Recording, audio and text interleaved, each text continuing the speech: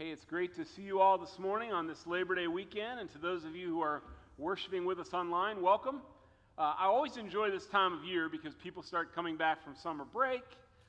People that maybe move into the area that are looking for a church come. It just seems like everybody kind of comes back together, and I feel like that's even magnified just walking through the couple of years of COVID. I've seen a couple people this morning that have been with us for several years, and so welcome to you. It's exciting to see you all here, and as Susan mentioned, it's great to have the new chairs in. So after about 3 years, our renovation project is pretty much complete. I was sitting up here this morning, I realized, okay, the last piece, these benches here, we do have them coming, so our renovation is really almost complete, and we're grateful for that. We're starting a new series today called Living as Exiles, and I'm going to explain what that title means as we walk through the introduction here. I'm excited about this message, and John King, and we had a kind of farewell for him and celebrating 19 years of pastoral ministry last week. He calls this my stump speech because I love to talk about God's purpose for us and the fact that God has placed each of us where we are intentionally to fulfill his purposes. In 31 years of pastoral ministry, I've been involved in many different facets of ministry. Youth ministry, young adults, coaching our staff, community outreach, pastoral care, and preaching. Those are some of the things that come to mind. But one of the things that I've been most passionate about since becoming McBick's lead pastor is seeing people embrace God's call to be missionaries wherever they are and whatever they're doing. And you've probably heard me say that before, but my heart is that each of us would embrace God's call to recognize that wherever we are and whatever we're doing, God has us there to accomplish his purposes. Living as a missionary begins with the understanding that none of us lives when we do or where we do by chance. In Acts chapter 17, the Apostle Paul says this, "From one man God made all the nations, that they should inhabit the whole earth, and he marked out their appointed times in history and the boundaries of their lands."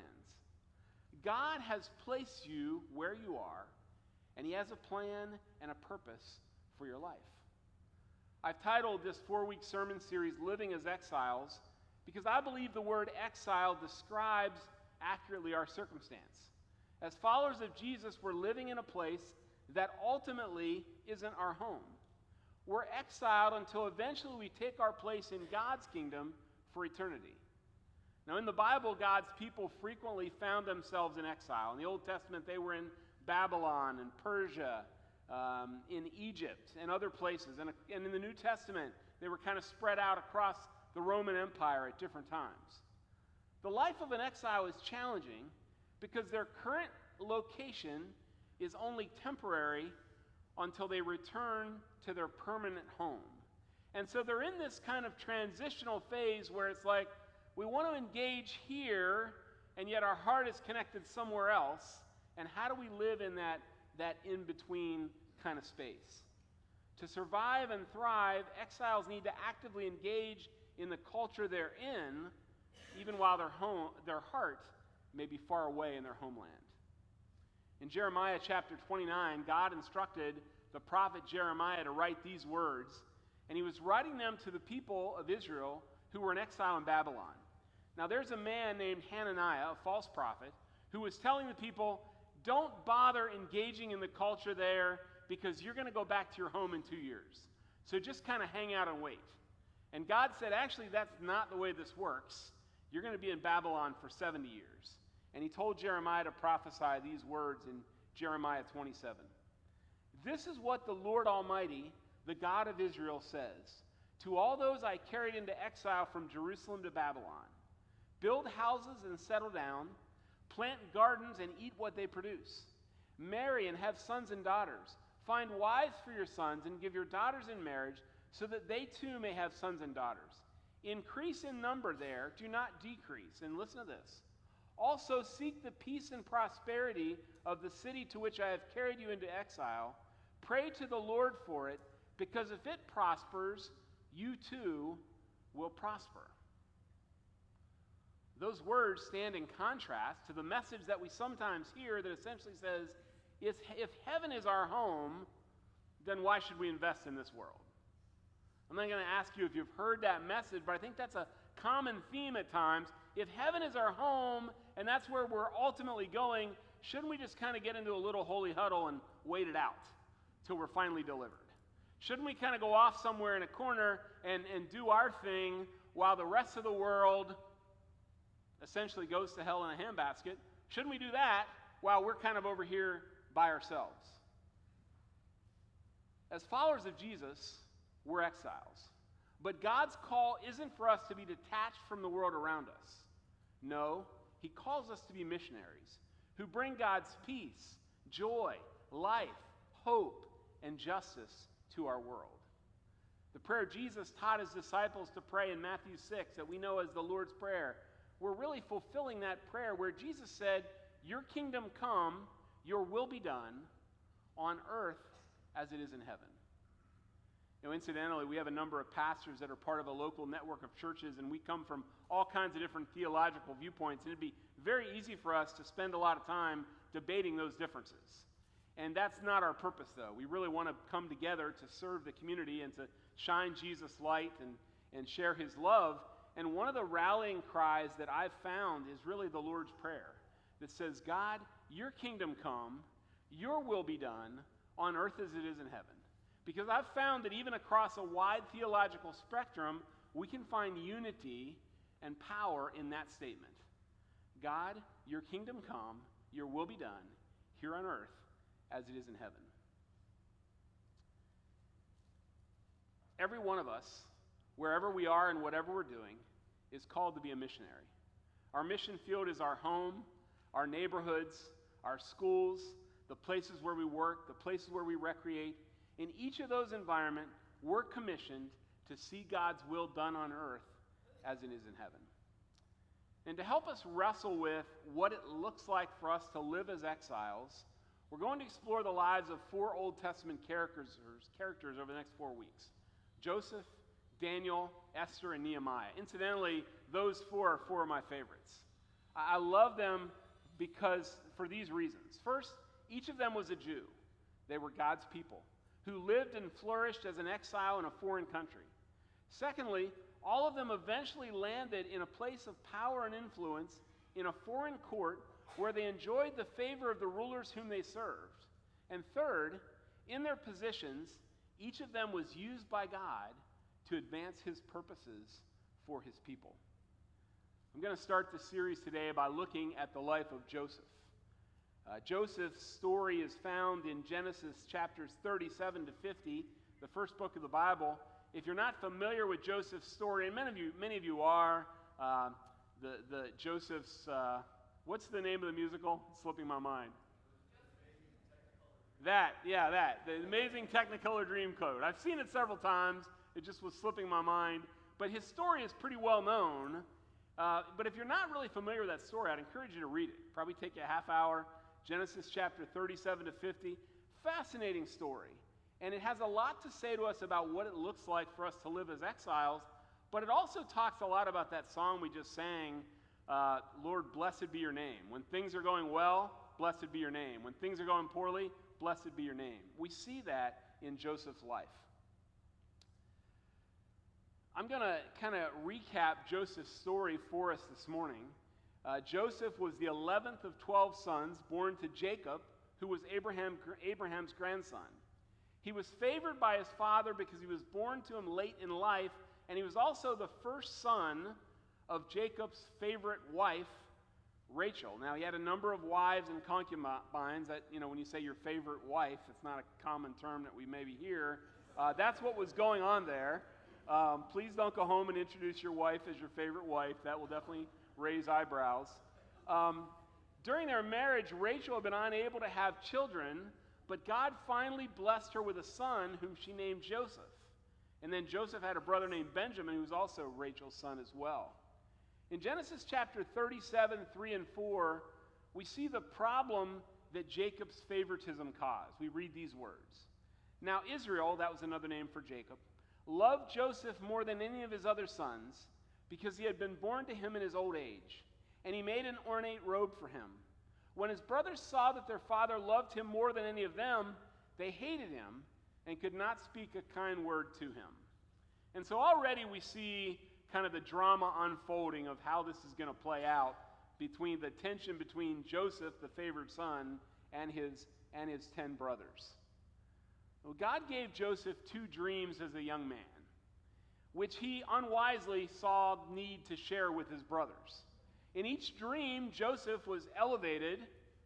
Let me ask you a question. Do you ever have dreams where you're kind of lower than and you share that with people? Not really, right? We like to share the dreams where we're elevated. So Joseph shared this dream where he's elevated and his brothers bowed in front of him. And shared 2 of those to where at one point his father said, Joseph, you might want to just kind of keep those to yourselves. Like, what are you trying to do here?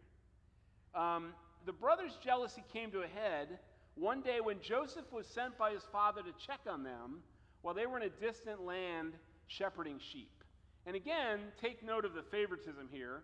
While his brothers are out in the wilderness, far away shepherding sheep, Joseph is back at home with his family, living the good life, and his dad sends Joseph out to check on them. Hey, see how your brothers are doing. Make sure the sheep's okay. Make sure they're not getting into trouble. And so Joseph kind of goes out to carry on this task.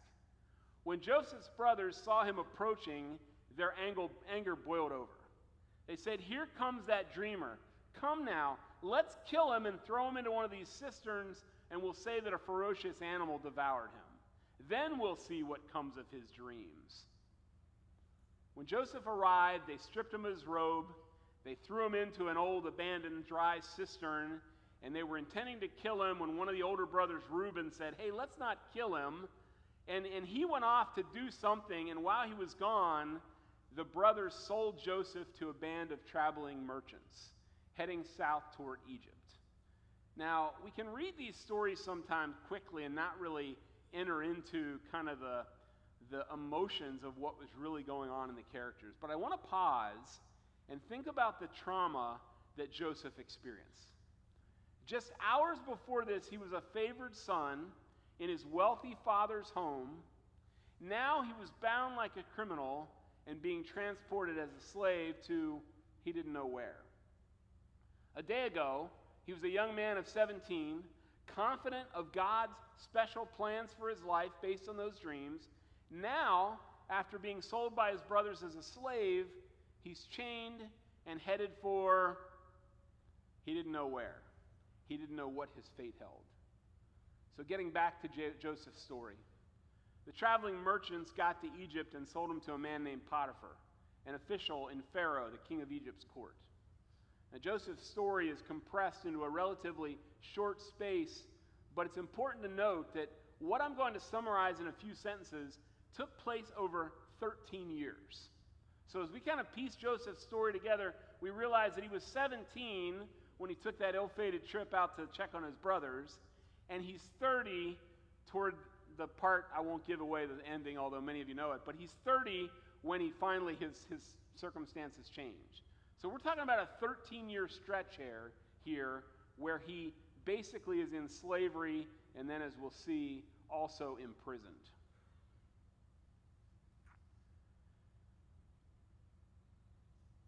Joseph, again, was removed from his family and his country. But as we read in chapter 39, God hadn't deserted him. An interesting study as you read Joseph's story is to take note of how many times it says God was with him. It comes up time and time again because looking at Joseph's circumstance, and I'm sure this was true for Joseph, it would have been very easy for him to say, God's forgotten me. I don't know where he is, but he's sure not with me. And yet, even in the midst of trying circumstances, we keep seeing those words, God was with him. But God was with him. I want to read verses 2 through 6 of chapter 39. And again, take note of all the references to God's blessing and favor with Joseph. Genesis 39, 2 to 6. The Lord was with Joseph, so that he prospered, and he lived in the house of his Egyptian master. When his master saw that the Lord was with him, so he wasn't just with him, and Joseph knew it, a pagan leader noticed it too. When he saw the Lord was with him and that the Lord gave him success in everything he did, Joseph found favor in his eyes and became his attendant. Potiphar put him in charge of his household, and he entrusted to his care everything he owned. From the time he put him in charge of his household and all that he owned, the Lord blessed the household of the Egyptian because of Joseph. The blessing of the Lord was on everything Potiphar had, both in the house and in the field. So Potiphar left everything he had in Joseph's care. With Joseph in charge, he did not concern himself with anything except the food he ate. Now Joseph was well built and handsome. And we'll pause there. God was blessing Joseph, even though he was enslaved in a foreign country. But those 7 words at the end that I just read, now Joseph was well built and handsome, bring some foreshadowing of trouble to come. Being handsome and strong isn't a sin, but we go on to read that Potiphar's wife took notice of Joseph and repeatedly tried to seduce him. Joseph withstood her advances, at one point saying to her, Potiphar had trusted everything in his house to him, with the exception of his wife. How could he betray his master's trust? But she persisted. One day she grabbed him by his cloak and pleaded with him to go to bed with her. Joseph ran away, and as she fled, she grabbed his cloak. And then she made up the story as she held his cloak that Joseph had come to try to molest her, and Potiphar was left with no choice, really, but to have Joseph thrown into prison. I want to push the pause button on this story again. Can you imagine how frustrating all of this must have been to Joseph? After being dislodged from his home and family and sold as a slave by his brothers, things seemed to be going well until he faithfully resisted sexual temptation, and all that got him was a new address in prison. Things couldn't seem to get any worse. But we're told God was with Joseph. And again, as I read verses 20 to 23, listen to God's blessing and favor on Joseph's life. This really is amazing. Joseph's master took him and put him in prison, the place where the king's prisoners were confined. But while Joseph was there in prison, the Lord was with him. He showed him kindness and granted him favor in the eyes of the prison warden. So the warden put Joseph in charge of everything, of all those held in the prison, and he was made responsible for all that was done there. The warden paid no attention to anything under Joseph's care, because the Lord was with Joseph and gave him success in everything he did. Starting to sound kind of familiar, right? Joseph is in a tough spot, and yet everything appears to be going against him, but God has not forgotten him or deserted him. God is with him, and God's favor and blessing continues to rest on Joseph and really on everything that Joseph touched. We don't know exactly how long Joseph was in prison, but again, this whole ordeal lasted 13 years, from the time Joseph was 17 until the age of 30. So it must have been a number of years. After some time, Pharaoh's cupbearer and baker were thrown into prison because they had displeased him. And one morning, Joseph noticed that their faces were fallen, and they looked troubled, and he said, "What's the problem?" And they both said that they had had dreams. And Joseph said, it's God who interprets dreams, and why don't we ask God for the interpretation?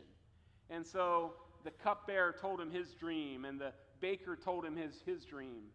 And Joseph interpreted the cupbearer's dream first, and the basic gist of it was that he was going to be restored as Pharaoh's cupbearer. Well, that was good news, and so the baker thought, well, I'm going to share my dream, and he tells him his dream, and Joseph said, actually, your dream doesn't have such a good ending. Your head's going to be taken off. You're going to be executed. And the dreams reality played out just as Joseph said, just as he interpreted the dreams. The cupbearer was restored to Pharaoh's court. The baker's life was taken. As the cupbearer left, he said, Joseph, I'm not going to forget you. I will tell Pharaoh that there is a guy in prison who is doing a lot of stuff really well, and he can interpret dreams, and that you're being held here unfairly, and I'm confident that Pharaoh will get you out of prison. For 2 more years, Joseph languished in prison. And then Pharaoh had a dream.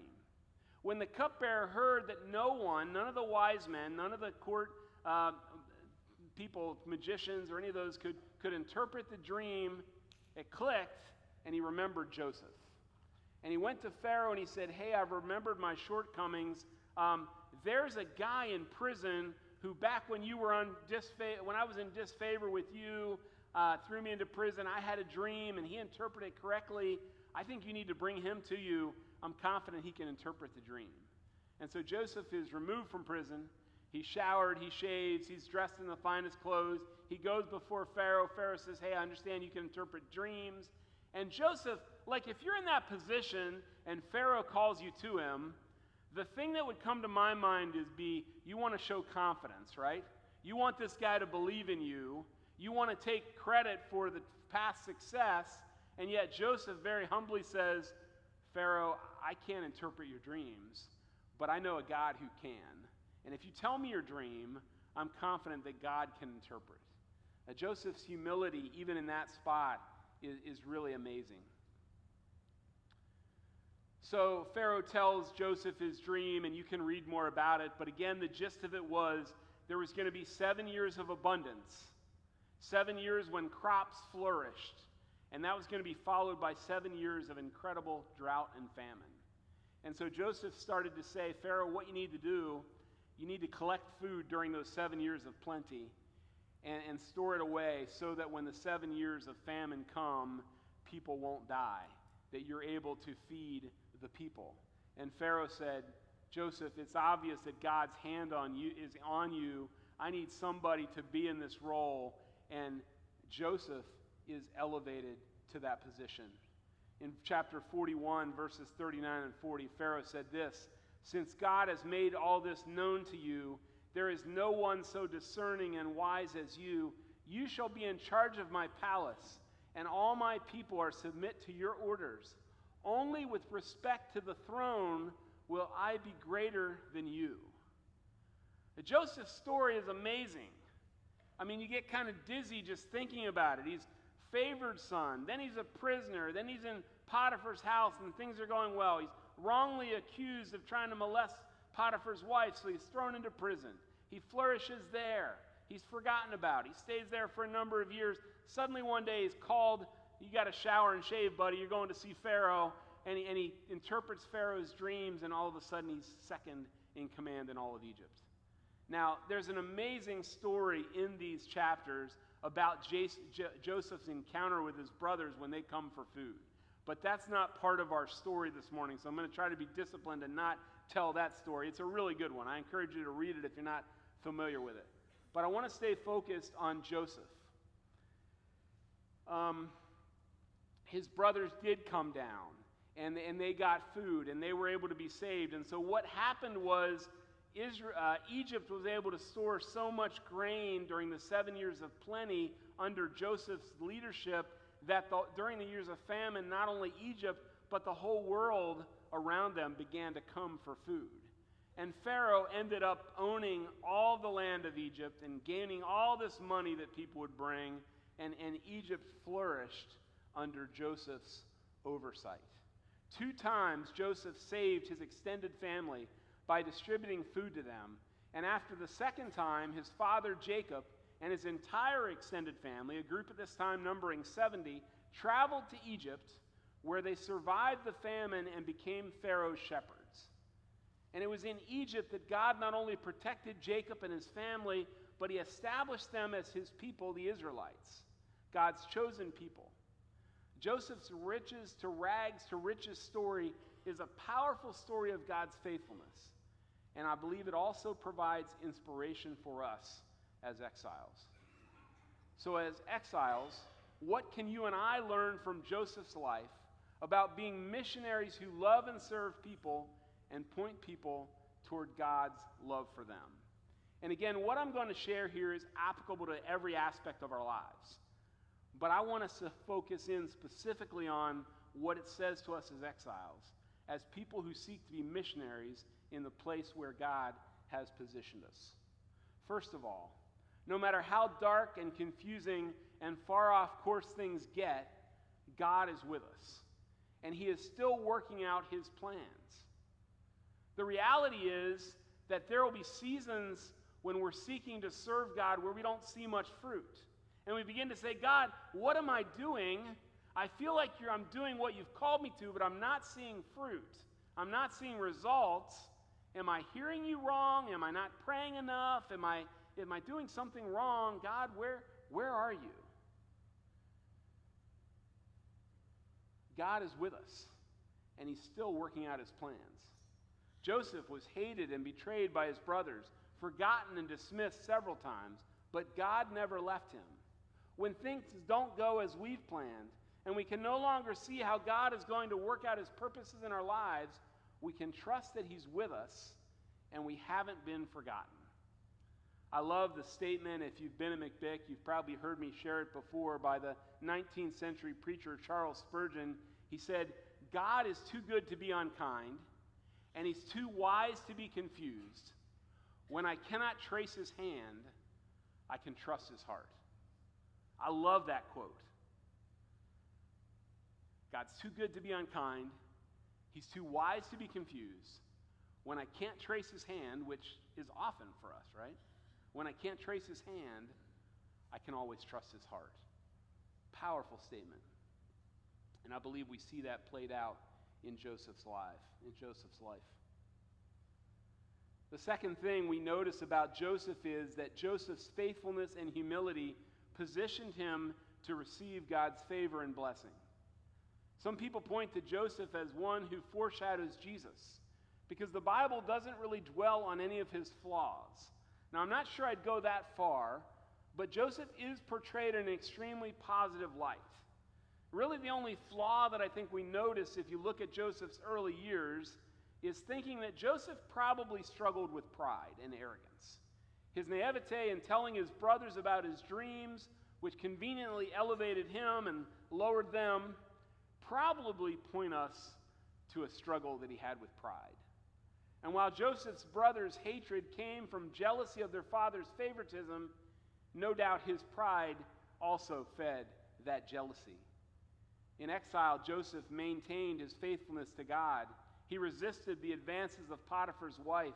On several occasions when he was called on to interpret dreams, he made it clear that any ability he had to interpret dreams came from God. It wasn't his own.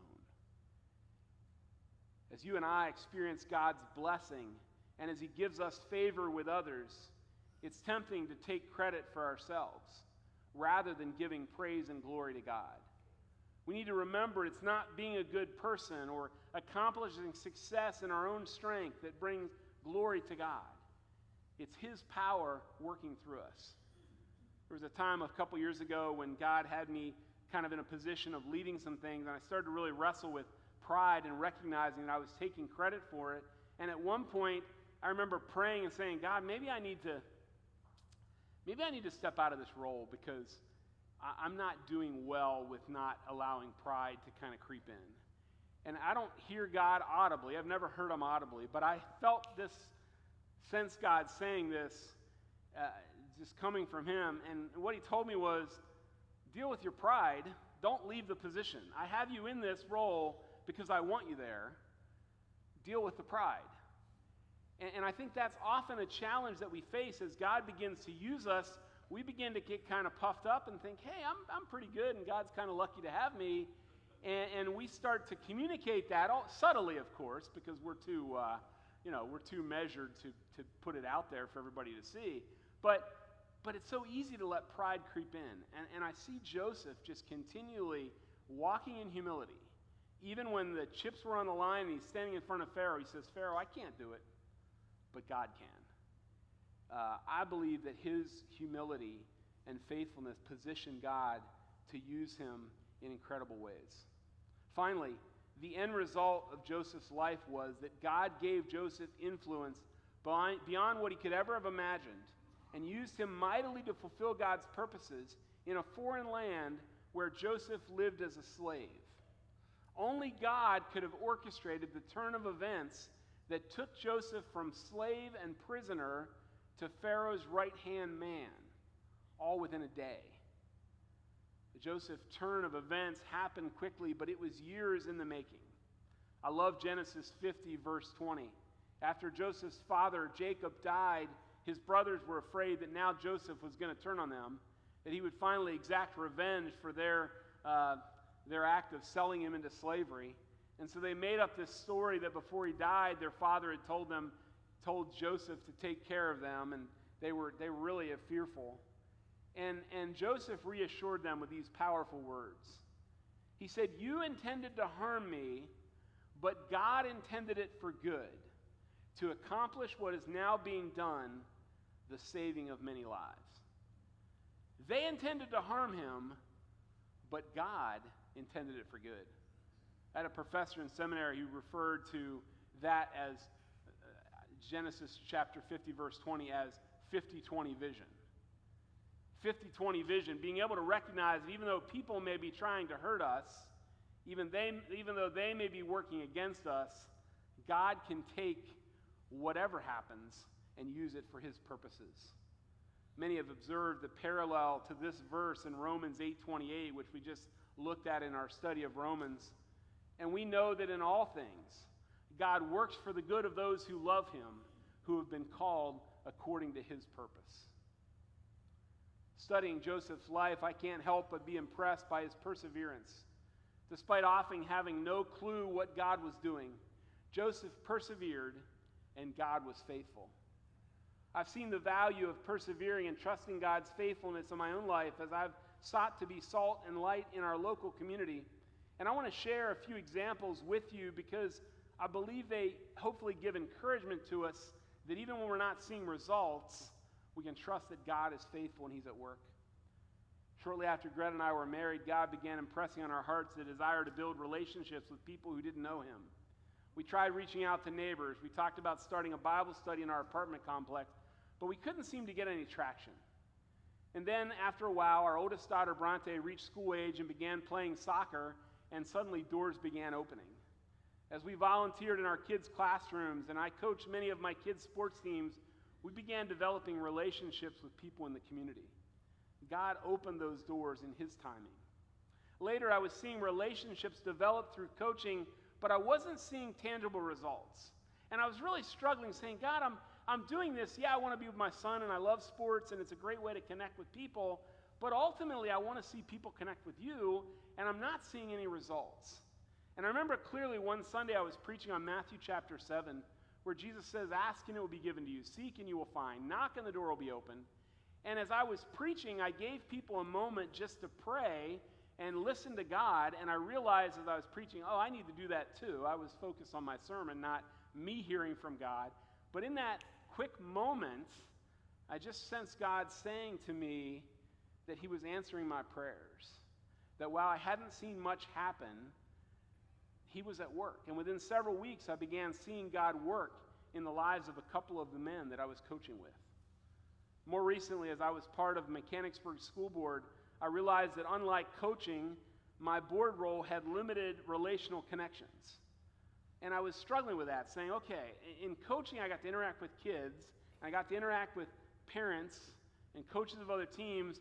On the board, I know I have influence, but I don't really have the same personal connections. God gave me peace, that while my circumstances had changed, he was giving me new opportunities in this season to have influence and to connect with board members through personal relationships. Being a school board member has been very different from coaching, but I've watched God use me in that role in a variety of ways, and my involvement on our board has opened doors for McBick, for other pastors and churches in our community to shine Jesus' light in our school district.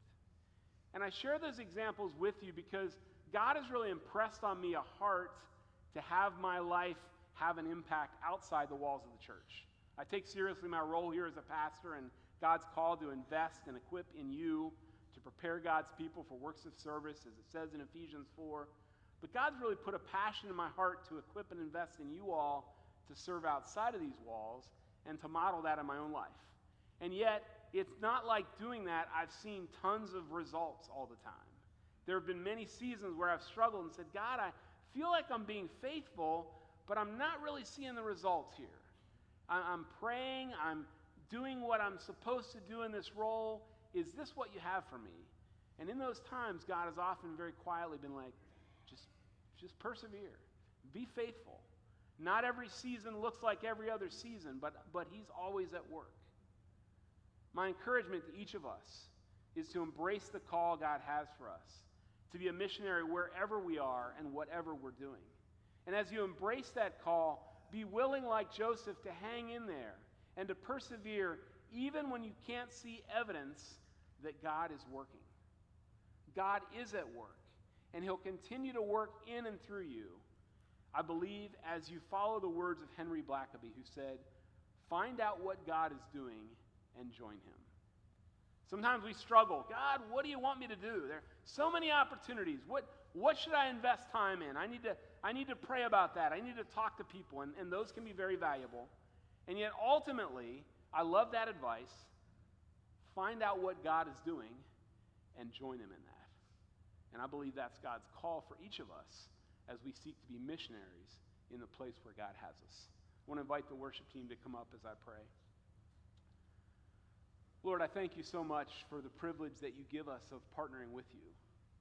Of all the ways that you could have chosen to work in this world, the primary one that you've chosen is to fill us, your followers, with your Spirit and to have us carry out your mission in the relationships that we have, in the situations and positions that we find ourselves in our workplace, in our schools, in our homes, in our neighborhoods, wherever we might be. God, I pray that you would infuse my words with your heart by your Spirit, and that you would take these words to the heart of each person here, that we would recognize and embrace your call to be salt and light wherever you've placed us. I thank you for your love for us, Lord, and I thank you that you empower us by your Spirit to partner with you in doing your work. I ask these things in Jesus' name. Amen.